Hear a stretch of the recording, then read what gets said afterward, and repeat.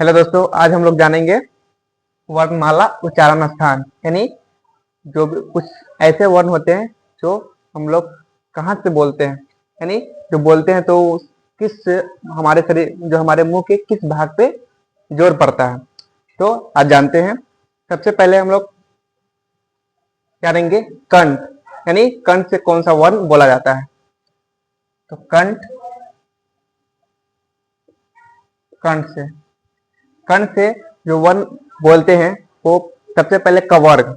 कवर्ग कवर्ग के अंतर्गत क्या, कवर्ग का अर्थ हो गया क से लेके अंग तक, यानी क ख ग अंग तक, क ख ग घ अंग, ये सब कवर्ग के अंतर्गत आते हैं। और कवर्ग यानी ये किससे बोला जाता है, कंठ से। इसके अलावा और भी वर्ण होते हैं जो कंठ से बोले जाते हैं, जैसे अ और आ, ये दोनों वर्ण भी कंठ से ही बोले जाते हैं। सेकेंड, तालु, यानी तालु तालु से हम लोग कौन सा वर्ण बोलते हैं उसके बारे में जानेंगे। तो तालु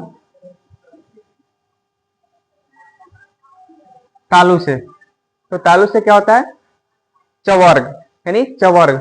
सबसे पहले चवर्ग, चवर्ग के अंतर्गत जैसे कवर्ग, कवर्ग के अंतर्गत क ख ग से अंग तक हम लोग कंठ से बोले, उसी पर चवर्ग, चवर्ग का अर्थ हो गया च छ ज ज यह तक, यानी ये सब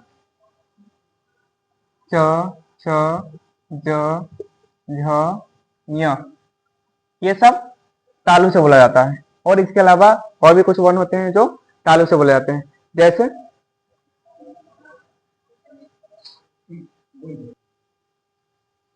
तो तालु से चवर्ग यानी च छ ज ज य बोला जाता है। देखिए जैसे हम लोग बोल के भी देख सकते हैं, जैसे च, तो च बोलने पे हमें जोर पड़ता है कि तो हमारा जीभ किससे सट रहा है, तालु से सट रहा है।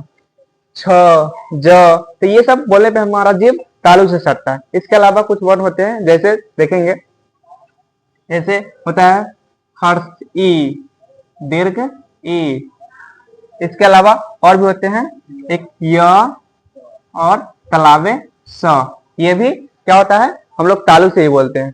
जब बोलते हैं तो हमारा जीभ जो तालु से सटता है, स्पर्श करता है। थर्ड, मुर्दा, मुर्दा से, तो मुर्दा से क्या क्या हम लोग कौन सा वर्ण उच्चारण करते हैं उसके बारे में जानेंगे। सबसे पहले टवर्ग, टवर्ग, टवर्ग का अर्थ हो गया टठरा से ट ठ ड ढ न, तो ये सब बोला जाता है मुर्दा से। ऐसे बोल के भी देख सकते हैं, ट, यानी जब बोलते हैं तो हमारा जीभ क्या होता है, जीभ मुड़ जाता है और बोलते हैं ट ठ ड, तो ये सब हम लोग किससे बोलते हैं, मुर्दा से। इसके अलावा और भी कुछ वर्ण होते हैं जो हम लोग मुर्दा से बोलते हैं, जैसे री, री, री बोलने पे ये भी मुर्दा से बोलते हैं। इसके अलावा एक और भी होता है, जैसे र, मूर्धन्य स, तो ये सब बोलते हैं मुर्दा से, समझे।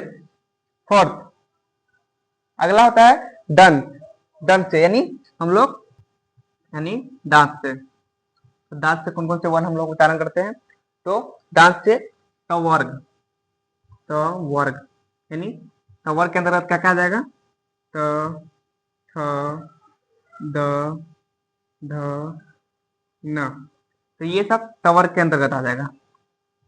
तो दांत से ट ठ ड, यानी ये सब बोलते हैं तो हमारे दांतों पे जो उच्चारण करते हैं तो वो उस पे जोर पड़ता है। इसके अलावा ल और डंटी स, ये भी उच्चारण हम लोग दांत से ही करते हैं। पांचवा, पांचवा हो गया ओष्ठ, ओष्ठ से यानी ओठ से, तो ओठ से पवर्ग, पवर्ग, इसके अंतर्गत क्या आ जाएगा, प फ ब भ म, इसके अंतर्गत प फ व म, यानी जब प बोलेंगे तो हमारा ओठ आपस में, दोनों ओठ आपस में मिलता है और उससे ओठ पे जोर पड़ता है। प फ ब, ये सब बोलते हैं तो ओठ पर जोर पड़ता है। इसके अलावा हर्ष उ और दीर्घ उ, ये दोनों भी हम लोग ओठ से ही बोलते हैं। तो आज हम लोग जाने हैं वर्णमाला उच्चारण स्थान। तो आप लोग इसे याद कर लेंगे, ये बोर्ड एग्जाम के लिए बहुत ही इंपॉर्टेंट है।